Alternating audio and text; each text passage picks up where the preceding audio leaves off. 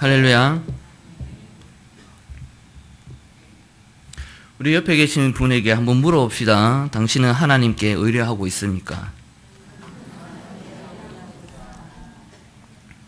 뭐라고 대답하시나요?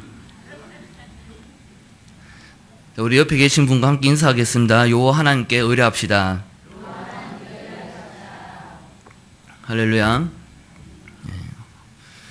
오늘 하나님 말씀, 구원자 되신 하나님께 의뢰합시다라는 주제를 가지고 함께 말씀을 나눌까 생각합니다.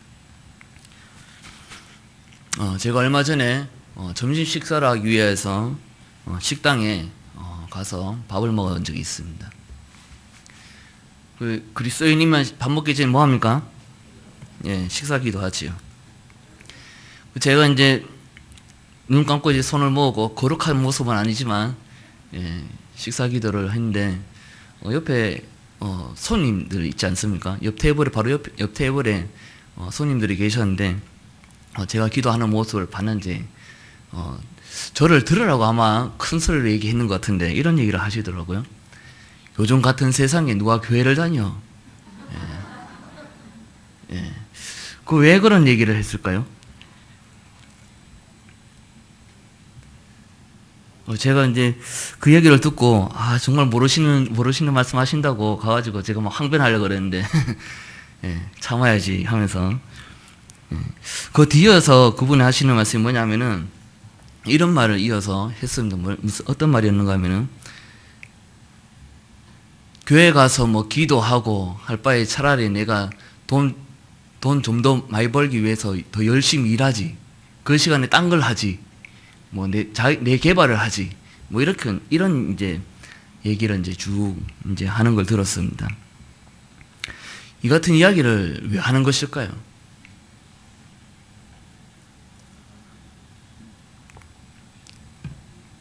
경제학에 보면은 기회 비용이라는 용어가 있습니다. 이 기회 비용이라는 것은 뭐냐 하면은 만약에 BMW 회사 다 아시죠, 그죠? BMW 회사 예를 들어서 얘기를 한다면은 BMW 회사가 원래는 차 만드는 회사가 아니고 비행기 엔진을 만드는 회사입니다.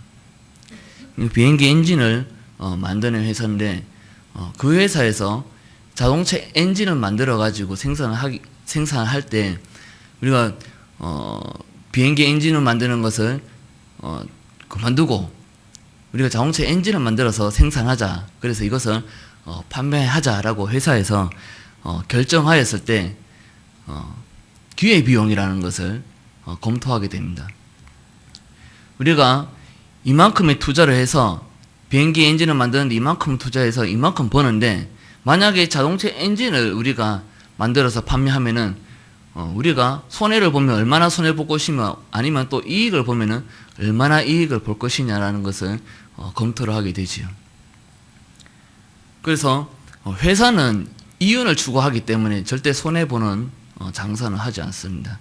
그래서 이제 자기들이 검토해보고 이렇게 해도 우리가 더 많은 어떤 이득을 낼 수 있다라는 판단이 되면은 이제 비행기 엔진하고 자동차 엔진하고 겸하여 생산하기도 하고 그러는 것이지요. 우리가 이 같은 어떤 선택할 때가 많습니다. 우리가 이제 여름 이제 시즌에 주일학교는 이제 곧 여름 성경학교도 하게 되고 중고등부에서는 이제 여름 수련회를 하게 되는데 학생들은 어떤 기회 비용을 생각할까요? 내가 시간을 수련회 가서 투자하는 거에 대해서 내가 이득이 얻는 것이 뭘까?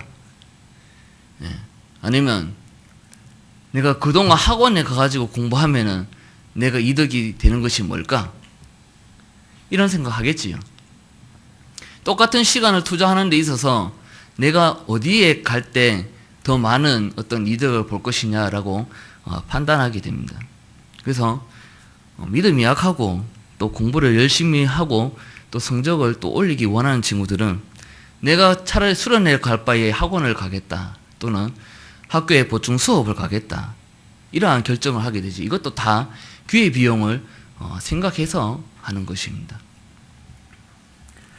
오늘 본문에 나오는 이스라엘도 기회 비용을 생각했습니다. 어떤 기회 비용을 생각했는가 하면은 이스라엘 백성들이 하나님께서 주신 가나안 땅에 들어갔을 때에 얻었던 복이 무엇이었습니까? 얻었던 복은 젖과 꿀이었지요. 모르시는 거 아니지요? 예, 좀 놀래면 시간 땀납니다 지금. 예. 이 젖과 꿀을 하나님께서 약속을 하셨는데 이스라엘 사람들이 가나안 땅에 들어가가지고 하나님께서 주신 복에 대해서 복을 이제 누리면서 살 때에 이스라엘 사람들이 그 복에 대한 반응은 무엇이 정상이냐 하면은 이것이 정말 하나님께서 주신 것이다. 종되었던 애굽 땅에서 인도하여 내시고 또 광야에서 40년 동안 우리를 돌보신 그 하나님께서 이제 약속한 가나안 땅에 우리를 인도하시고 우리에게 이 젖과 꿀의 복을 주신 것이다. 이렇게 생각을 하고 그 젖과 꿀에 대한 그 은혜에 대한 하나님께 감사하는 것이 어떻게 보면은 이스라엘에게 있어서 당연한 것입니다. 그런데 이스라엘이 그렇게 하지 않고 가나안 땅에 들어가서 당장 시작했던 것은 무엇이었는가 하면은 이방 나라와 같은 왕을 우리에게 세우게 하라 이렇게 이야기하는 것이지요. 가나안에 가서 정착을 하고 그들의 젖과 꿀의 복을 누리면서 우리가 이것을 좀 더 많이 누리고 좀 더 오랫동안 유지할 수 있는 방법이 없겠는가라는 생각을 하기 시작했을 겁니다. 그러면 답은 신앙이 좋다면은 하나님에 대한 어떤 의뢰하는 그런 신앙이 좋다면은 당연히 우리가 이것을 위해서 이것을 더 누리기 원한다면은 하나님께 더 엎드리고 하나님께 더 경외하면서 나가야 한다라고 생각했을 것인데 그렇지 못하고 세상이 말하는 가치관, 세상이 말하는 방법론 이러한 것들을 귀를 기울이기 시작하면서 하나님을 떠나기 시작하였고 왕 대신 하나님을 버리고 이방 나라와 같은 왕의 제도를 우리가 세워서 우리의 나라를 국력을 더 강건하게 하고 우리가 더 많은 것들을 누리고 살자 이렇게 이야기한 것입니다. 당시에 강대국이 블레셋 또는 아수르 또는 바벨론 이러한 나라들이 있었습니다. 이러한 나라들을 바라보면서 우리가 저 나라를 바라보면서 블레셋이 어디 전쟁에서 또 어떤 땅을 차지했더라, 아수르가 어디 전쟁에서 어떤 땅을 차지했더라 라는 이야기들을 들으면서 이스라엘은 우리도 저렇게 살 수는 없을까? 좀 더 세력을 좀 확장하고 나라의 땅을 좀 더 확장할 수 있는 방법은 없을까라는 생각을 하기 시작하면서 그거 이렇게 하면 돼, 저렇게 하면 돼, 세상이 이야기하는 방법에 대해서 귀 기울이기 시작하면서 그들은 결국 왕 대신 하나님을 버리고 이방 나라와 같은 왕을 우리가 세우자. 사무엘 선지자에게 가서 우리에게 이방 나라와 같은 왕을 세우게 해달라 이렇게 이야기한 것입니다. 그렇게 왕이 제도를 세우고 그들의 세운 왕이 그들의 나라를 강건하게 해줄 것이다 라는 믿음을 계속해서 가지게 된 것이지요. 근데 오늘 본 말씀에 보니까 10절에 이렇게 말씀하고 있습니다. 후반절에 내 모든 성읍에서 너를 구원할 자 곧 내 왕이 이제 어디 있으며 내 재판장들이 어디 있느냐라고 말씀하고 있습니다. 이 말씀이 기록된 시기는 언제냐면은 열왕기하 17장 3절에서 5절의 말씀에 있는 그때 시기인데 그 당시는 북이스라엘의 제일 마지막 왕 호세아 왕이 아수르로부터 잡혀갔을 때였습니다. 그들을 구원해 줄 것이라 생각했던 왕이 아수르에게로 잡혀간 것이죠. 그리고 나서 이 북이스라엘은 점차적으로 망하기 시작하면서 저무리들 이무리들 하면서 백성의 일부분들이 포로로 잡혀가기 시작했던 시대였습니다. 그때 13장 10절을 통해서 그렇게 말씀하고 계시는 거죠. 너를 구원할 자 곧 내 왕이 이제 어디 있으며 내 재판장들이 어디 있느냐. 너희를 구원할 왕이라고 세웠던 그 왕들이 도대체 어디 있느냐. 너희를 구원하였느냐. 그 왕이 너희를 더 부유하게 했느냐. 그 왕이 너에게 더 이득을 주었느냐. 이렇게 이야기하고 있는 것입니다. 너희들이 세상이 말하는 그 속임에 따라서 그것이 옳다고 그것이 최선의 방법이라고 따라갔던 그 길이 너희를 구원하더냐? 아니지 않느냐라는 것을 말씀하고 있는 것이죠.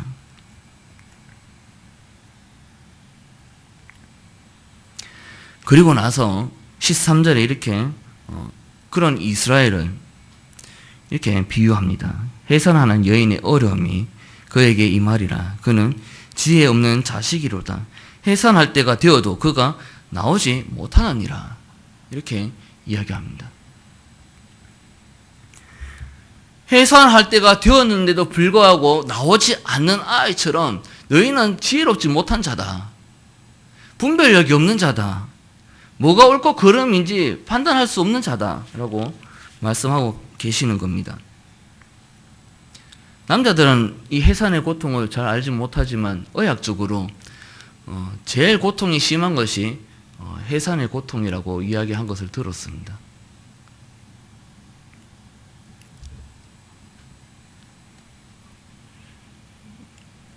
우리 여지사님들이나 권사님들은 이 말에 다 공감하시나요? 별로 공감 안 하시는 것 같아요. 공감하시지요? 예. 아이를 낳기 위해서 조금씩 진통이 오기 시작하는데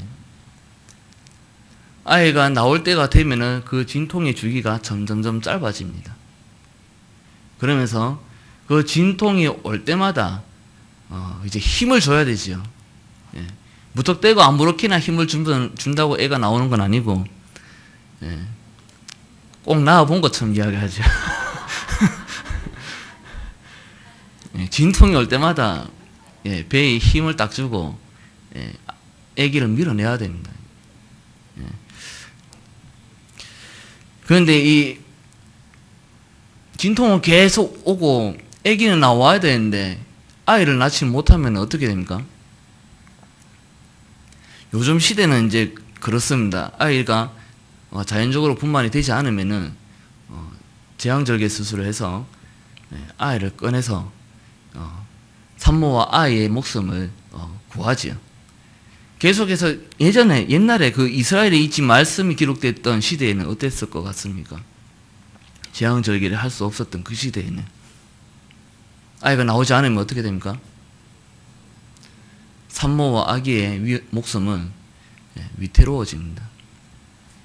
제가 이것을 경험해 보지는 않았지만은 옆에서 지켜보면서 이걸 절실히 느꼈습니다.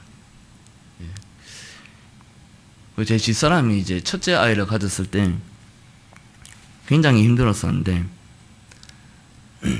겨울에 아이를 가지고 나서 이제 여름 때쯤 됐을 때 제가 그때 시골 교회에서 이제 사역하다 보니까 선생님들이 몇 분 안 계셨습니다. 그래서 그 선생님들이 몇 분 안 계시고 또 계신 선생님들마저도 직장 다니시고 해서 뭐 여름 성경학교라든지 뭐 수련회라든지 이런 것들을 저 혼자 준비를 했어야 했던 상황이었습니다.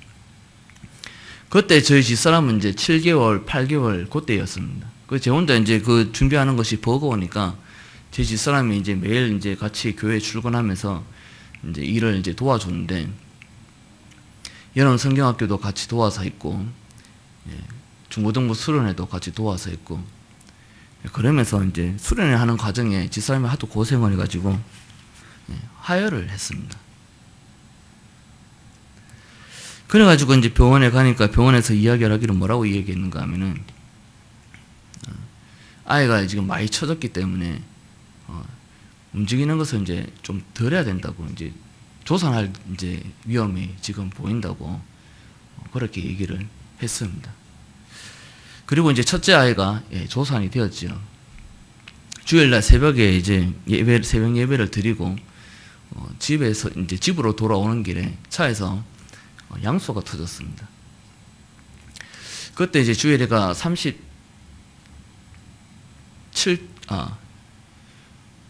그때가 이제 한 4주, 3주 이렇게 남겨뒀을 때였는데 양수가 터지면서 아침에 이제 부랴부랴 병원에 갔지요. 병원에 가면 이제 양수가 터지면 어떻게 해야 됩니까? 우리 여성 성도님들,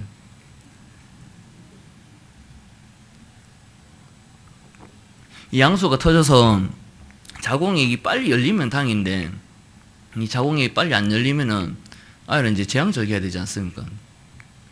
근데 이제 다행히 이제 한 오전 때까지 기다려보자 뭐 이런 이제 얘기를 했는가 봅니다. 이제 저는 이제 주일날 이제 사역을 해야 되니까 옆에 곁에 없었었고, 이제 그 집사람이 이제 오전쯤 되면서 이제 자궁이 열릴 줄 알았는데, 이 자궁이 이제 그렇게 쉽게 열리지를 안 하더라고요. 그래서 진통은 계속 오지요. 자궁은 안 열리지요. 양수는 다 빠졌지요. 그래가지고 아이를 못 놓고 있는 겁니다. 그래서 제가 주일날 사역을 다 끝내고 이제 한 7시 좀 넘어서 이제 병원을 이제 들어가게 됐는데, 병원에 가니까 그때도 아직도 아이를 못 낳아가지고 굉장히 고통스러워하더라고요. 이제 그때부터 이제 생방송입니다. 이제 제가 예, 제가 이제 들었기 때문에 이제 그 전에는 들었던 이야기고 이제는 제가 직접 본 얘기니까. 예. 제가 왜 이 이야기를 하는가 하면은 이 지금 아이가 나올 때가 됐는데 나오지 않는 이 비유를 가지고 이스라엘을 비유하고 있기 때문에 제가 말씀드린 겁니다. 이 이제 집사람이 이제 진통이 오면서, 진통이 주기가 되게 빠르지 않습니까? 뭐 1분, 제가 정확하게 재보진 않았는데 한 1분, 2분 사이로 진통이 오고 이제 안 오고 이렇게 이제 계속 주기적으로 하는 것인데, 이제 보통 이제 정상적으로 이제 해산을 하게 되면 양수가 이제 나오면서 아이가 나오기 때문에 이게 윤활 작용을 해서 아이가 쉽게 나옵니다. 근데 이제 지금 양수가 다 빠진 상태이고 자궁이 아직도 덜 열린 상태에서 아이를 낳으려고 하니까 안 나오죠. 그래가지고 이제 계속해서 기다리면서 이제 계속해서 힘을 주는데, 눈동자가 너무 초롱초롱 하신 거 아닙니까? 말씀을 전할 때 초롱초롱 하셔야 되는데.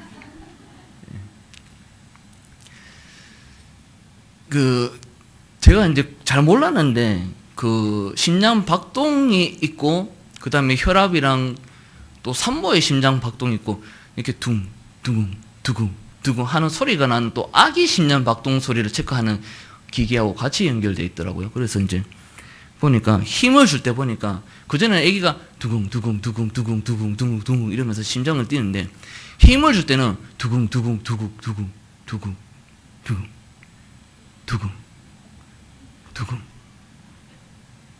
그러니까 의사가 힘 빼랍니다.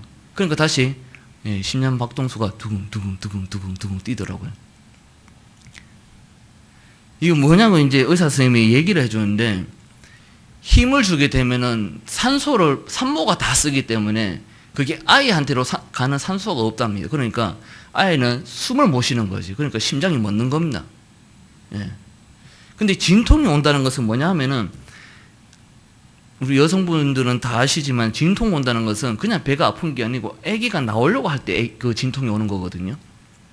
그러면 이제 산모는 아기가 나오려고 할 때 그때 동시에 힘을 주면서 아기의 힘과 산모의 힘이 동시에 합해졌을 때 아기가 쑥 하고 나오는 건데, 그런데 산모가 힘을 주니까 아기가 숨을 못 쉬니까 힘을 못 주는 거예요. 안 그래도 이 조산이라서 아기가 그때가 2.7kg였나 그랬었거든요. 그러니까 좀 크면 그래도 힘이 좋아가지고 쉽게 나오는데, 아기가 작다 보니까 힘을 못 줘가지고 오히려 못 나오는 겁니다. 그거를 한 수백 번 한 것 같아요. 그런 거를. 결국에 나중에는 막 힘이 들어가지고 이제 간호사가 올라타고 막 밀어내고 예, 그랬는데 그래도 안 나와요. 저는 이제 막 걱정이 되죠. 이제 아내가 고통스러워하는 모습을 바라보면서도 마음이 좀 어렵지만은, 아기가 이제 심장 박동수가 자꾸 이제 힘이 없어지니까 이러다가 이거 둘 다 위험한 거 아닌가. 지금 해산의 때가 되었는데 해산이 나오지 않는 이스라엘 보고 이 같은 지금 비유를 하고 계시는 겁니다. 이 같은 그 긴급한 상황인데도 불구하고 이스라엘은 나오지 않더라.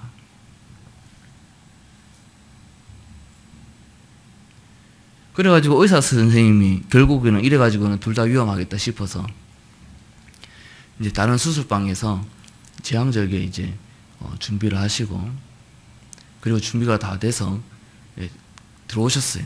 이제 제왕절개 수술하러 가자고. 그런데 그때 은혜로 아기가 쑥 나왔습니다. 할렐루야. 예. 예. 걔가 주애됩니다. 예.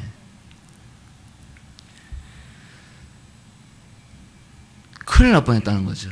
더 이상 있으면은 아기도 그 안에서 뱃속에서 죽어버리고, 아기가 뱃속에서 죽어버리면은 산모도 위험하다는 거죠.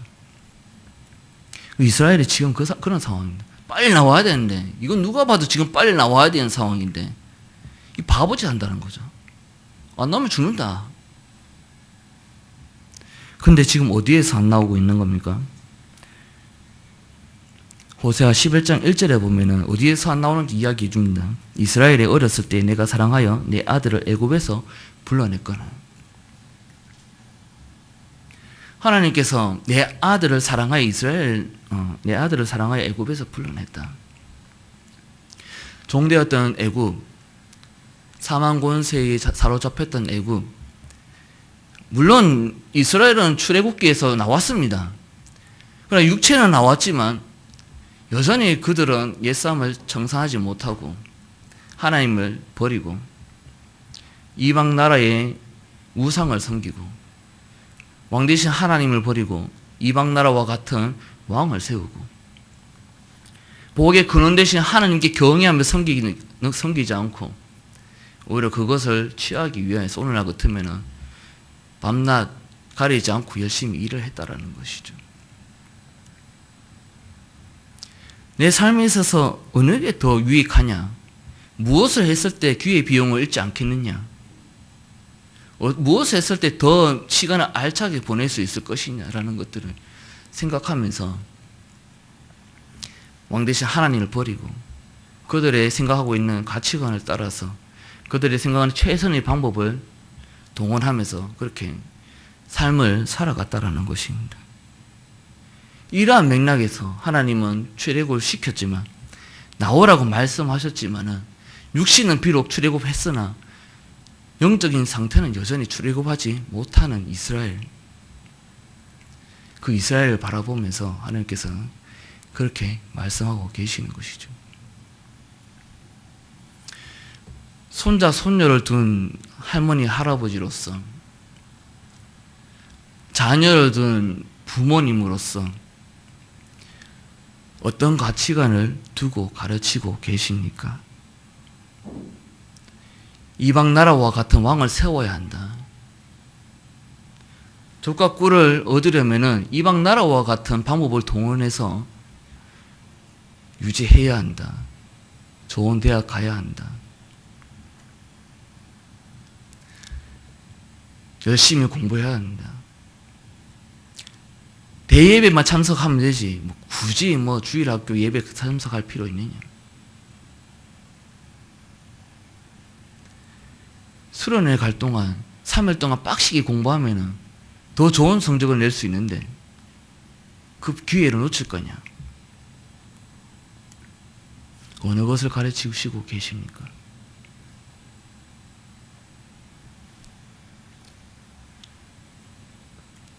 아무리 공부 열심히 해가지고 훌륭한 대학에 가서 훌륭한 사람이 되고 연봉 몇 억씩 벌어온다고 한들 예수님을 잊어버리면 모든 것을 잊어버린 것인데 그거 어떻게 감당하시려고 그렇게 하시는 겁니까?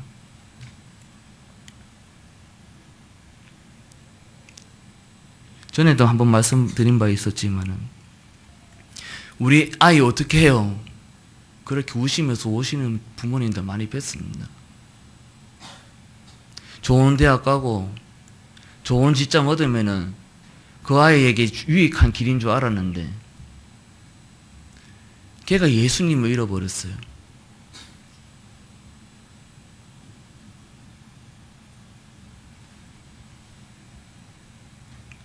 그때 가서 어떻게 하겠습니까? 벌써 신앙을 다 팔아먹었는데. 죽는다라는 거죠. 죽는다. 해산할 때가 되었을 때에 나와야 되는데 나오지 못하고 계속 그 안에서 허우적대고 있으면 결과적으로 얻는 것은 너희들이 생각하고 있는 최선의 가치를 누리는 것이 아니라 죽는다입니다. 죽는다.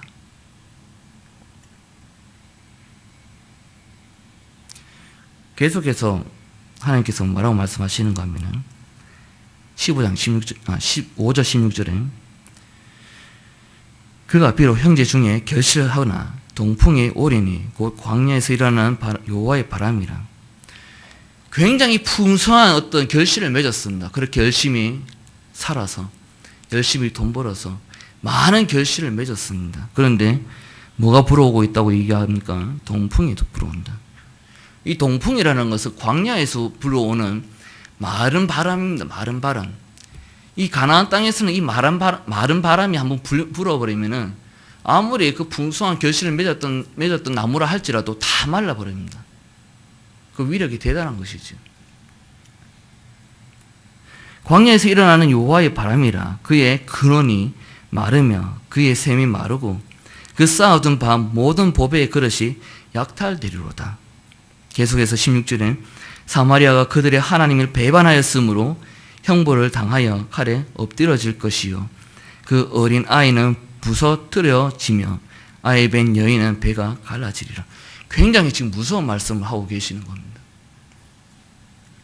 단순히 내가 일구어 놓은 어떤 열매에 대해서 하나님께서 그냥 그거 다 무의미하게 하겠다라는 정도로 말씀하시면 그냥 그거 잃어버리면 됩니다. 그냥.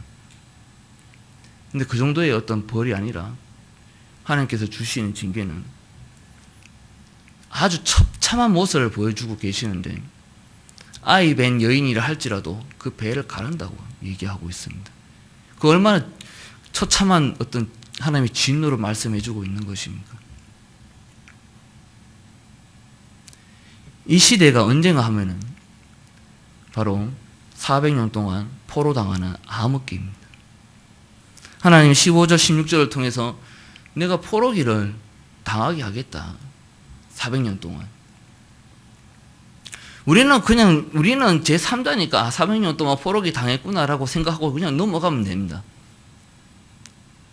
근데 그 당사자들은 어떠하겠습니까? 아이 뵌 여인의 배를 가른다. 그만큼 처참한 모습이 어디 있습니까?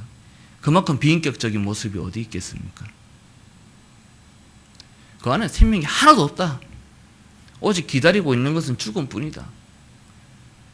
뭐로 이렇게 됩니까? 하나님의 진노로. 너는 나를 배반하였기 때문에 내가 이렇게 진노할 것이다. 징계를 내릴 것이다. 하나님께서 그렇게 말씀하고 계십니다. 그런데 이렇게 심판하시는 하나님께서 징계하시는 이 징계가 정말 그들을 멸절시키기 위해서 하나님께서 내리시는 것일까요? 14절에 이렇게 말씀하고 계십니다. 그들은 수월의 권세에서 속량하며 사망에서 구속하리니 사망아 내 재앙이 어디 있느냐 수월아 내 멸망이 어디 있느냐 뉘우침이 내 눈앞에서 숨으리라. 사망아 어디 있느냐 너 도대체 지금 어디 있느냐 수월아 너 지금 도대체 어디 있느냐. 지금 하나님께서 이렇게 말씀하시는 것은 사망아 내 재앙이 어디 있느냐 수월아 내 멸망이 어디 있느냐 이 부분만 딱 잘라서 보면은 하나님께서 사망과 수월을 막 부르시면서 너 지금 이스라엘 징계 안 하고 뭐하고 있느냐 이스라엘 지금 피 안 말리고 뭐하고 있느냐 이스라엘 안 죽이고 뭐하고 있느냐 이렇게 말씀하시는 것처럼 보입니다. 그러나 14절 앞뒤를 문맥을 우리가 살펴보게 되면은 하나님께서 그런 의도로 말씀하신 것이 아니라는 것을 발견하게 됩니다. 그럼 어떤 의도입니까? 사망아 네가 아무리 이스라엘에게 해코지 해봐라 수월아 네가 아무리 이스라엘에게 해코지 해봐라 내가 그들을 죽게 내버려 두는 거 한번 봐라. 나는 그들을 구원할 것이다. 대속할 것이다. 속량했다라고 말씀하고 계시는 겁니다. 그렇게 하나님을 떠났음에도 불구하고 세상이 속이는 말에 홀려서 속임을 당해서 하나님을 버리고 이방 나라와 같은 왕을 세우고 이방 사람들과 같은 방법으로 적과 꿀을 계속 유지하려고 하고, 그런 모습을 바라보시는 하나님은 당연히 징계하시는 것이 당연한 것인데, 하나님은 오히려 그들을 징계하시지만 그 안에서 징계하심 가운데에 하나님의 뜻은 무엇이냐면, 그들의 생각, 나의 생각은 재앙이 아니요 평안이다. 내가 이 징계를 통하여서라도 그들이 내 앞에 다시 돌아오게끔 내가 하겠다라고 하나님께서 말씀하고 계시는 것입니다. 그들이 400년 동안 포로기 당하면서 어떻게 행합니까? 그 포로기, 그 바벨론, 아수르에 들어가면 어떤 땅입니까? 하나님을 예배하는 성전이었고, 오히려 우방 신들만 섬기는 그러한 모습들만 계속해서 보게 되고, 더 이상 하나님 말씀을 볼 수가 없고, 그렇다고 해서 그 이스라엘 사람들 힘들어가지고 하나님 우리 살려주십시오 아우성 칠 때, 오야 내가 살려줄게, 그래 경담 한 번도 하시지 아니하시고 400년 동안 침묵하시는 것이죠.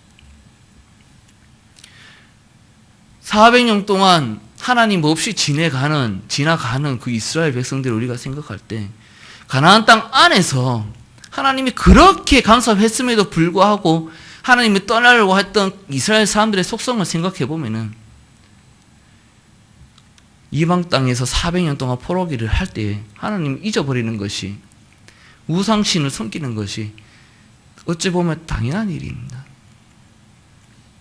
그러나 시간이 흐르면 흐를수록 세대가, 다음 세대가 또 나오고 또 다음 세대가 또 나오고 또 다음 세대가 또 나오면 나올수록 그들은 차츰차츰 하나님을 잊어가는 것이 아니라 오히려 하나님 우리를 구원하실 그 하나님 메시아를 우리에게 보내주십시오.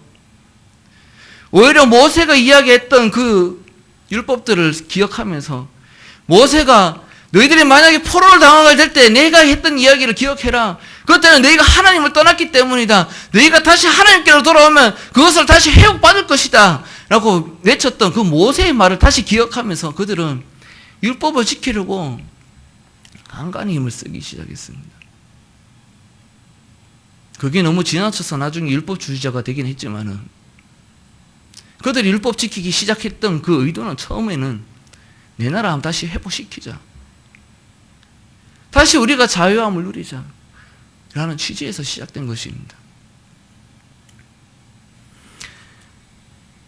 호세아 11장 1절에서 내 아들을 애굽에서 불러냈거늘 라고 말씀하셨지만, 육은 출애굽하였으나 영혼은 아직 출애굽하지 못하는 그들을 바라보시면서 내가 이제 너희들을 출애굽시키겠다. 무엇을 통해서 출애굽시킨다고 말씀하시는 겁니까? 포로기를 통해서, 나의 징계를 통해서 내가 너희들을 향한 생각이 재앙이 아니라 평안이다. 눈물을 머금으시면서 내 마음이 아프지만 내 가슴이 찢어지지만 그래도 너희들을 내 앞으로 다시 돌이키게 하기 위해서는 이게 최후의 수단이다, 최후의 방법이다 라고 말씀하시면서 그들에게 징계를 내리시기 시작한 것입니다. 그렇게 했을 때 그들은 잊어버렸던 하나님을 기억하게 되고 그 여호와 하나님을 다시 왕으로 인정하고 그 하나님 앞에 경외하며 나아가서 계속해서 부르짖기 시작했다는 것입니다. 그러한 모습을 보시고 하나님은 하나님의 계획대로 그들을 구원하시기 위하여서 하나님의 계획을 실행하시기 시작하십니다. 마태복음 2장 15절, 헤롯이 죽기까지 거기 있었으니 이는 주께서 선지자를 통하여 말씀하신 바 애굽으로부터 내 아들을 불렀다 함을 이루려 하심이라. 할렐루야. 본질적으로 출애굽하지 못했던 자들을 위하여서 징계하시고, 해산할 때가 되었지만 해산하지 못해서 죽음 앞에 지금 가고 있는 이스라엘을 바라보시면서 내가 그들을 살릴 수 있는 방법은 딴 것이 없다. 하나님께서 최후의 선택한 방법은 내 사랑하는 독자 아들 그리스도를 대속하게 너희들을 내주겠다. 애굽으로부터 내 아들을 불렀다 함은 선지자를 통해 하셨던 그 말씀을 성취하기 위해서 아직 출애굽하지 못했던 이스라엘 출애굽하기 위해서다. 그 구원을 성취하기 위해서다라고 말씀하고 계시는 것입니다. 하나님께서 친히 해산의 고통을 당하시고 하나님께서 친히 십자가에서 피를 쏟으시고 그보다 더한 것은 하나님께서 친히 그 거룩하신 하나님, 그 구별되신 하나님, 죄와 함께 있는 것은 그 자체가 이미 치욕스러우신 그 하나님께서 우리의 죄를 담당하셨다는 사실입니다. 구별되신 그 하나님께서 우리의 죄를 담당하셨을 때에 그것이 하나님께서 있었을 때에 얼마나 치욕스러운 것인가, 얼마나 하나님의 이름은 망령되어 일컫는 것인가. 십자가에 그리스도께서 달리셨을 때 하나님은 그리스도를 외면하셨습니다. 그 그리스도를 외면하시면 그리스도가 안고 있는 그 우리들의 죄 때문에 더 이상 내가 그 죄를 바라보고 있지 못하겠다. 그래서 하나님은 그리스도를 외면하시는 것입니다. 우리를 해산할 때가 되어도 나오지 못하는 우리를 그냥 가만히 내버려 둬가지고 그냥 죽으면 이렇게 하는 거, 하나님 그렇게 하실 수도 있었습니다. 그래, 니 한번 갈 대로 가봐라. 그 끝이 어딘가 한번 가봐라. 그 아무런 간섭 안 하시고 그냥 그렇게 하실 수 있었다는 얘기입니다. 그러나 그들을 돌이키기 위해서, 우리를 돌이키기 위해서 하나님께서 최고의 수단은 뭐냐 하면 하나님께서 사랑하시는 독생자 예수를 육적으로도 영적으로도 감당할 수 없는 그 죄악의 고통을 감당케 하셨다라는 사실인 것입니다. 그렇게 하시면서도 우리를 구원하셨다라는 사실입니다.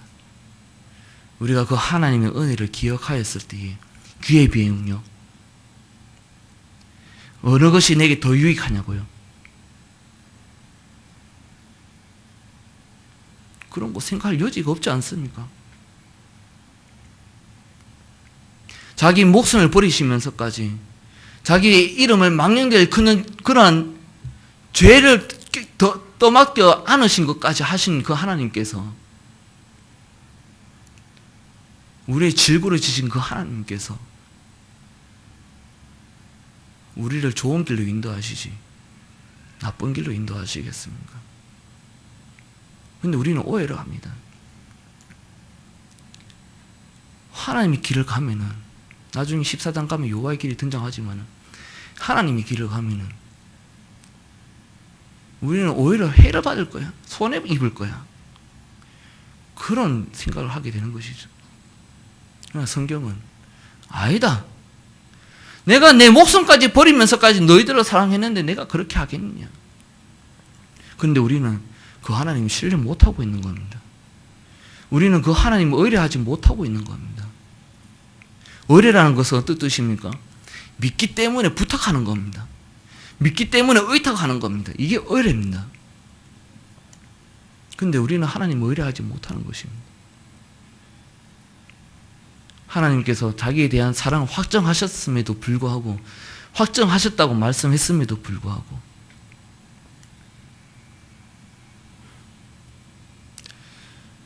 우리가 진정 우리가 하나님의 은혜를 기억한다면 우리가 진실로 우리가 의뢰할 수 있는 자가 누구인가라는 것을 우리가 알 것입니다.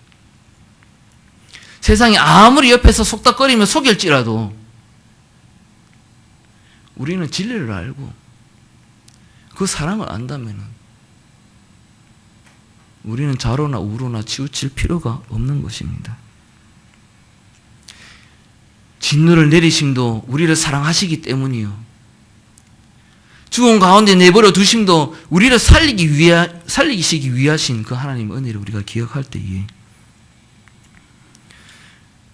오직 여호와 하나님을 우리의 왕으로 삼고 여호와를 경외하며 송축하며 요 하나님께 의뢰하며 나아갈 수 있는 저와 여러분이 되기를 간절히 소망합니다. 기도하겠습니다.